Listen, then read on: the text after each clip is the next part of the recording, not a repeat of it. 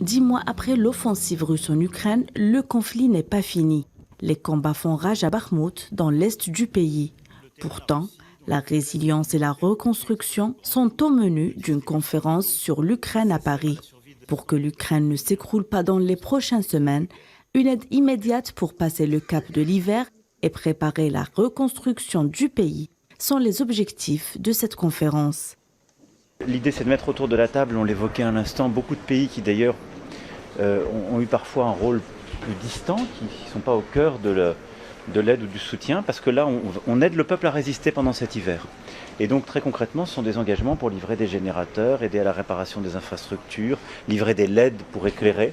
Donc, vous allez voir, ça va être très pratico-pratique, mais c'est très important et ça a été la demande du président Zelensky. Le président ukrainien Volodymyr Zelensky estime que son pays aux infrastructures énergétiques ravagées par les frappes russes a besoin d'au moins 800 millions d'euros d'aide d'urgence pour faire face aux besoins de la population. Une aide à fournir à très court terme, elle devrait être dirigée vers 5 secteurs clés: l'énergie, l'accès à l'eau, l'agroalimentaire, la santé et les transports.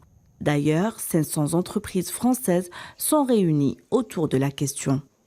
La tenue de cette réunion n'est-elle pas trop précoce, puisqu'elle intervient alors que les prémices de la fin de la guerre ne sont même pas annoncées? Moscou a pour sa part appelé Kiev et les Occidentaux à se rendre à l'évidence quant à sa victoire militaire sur le terrain.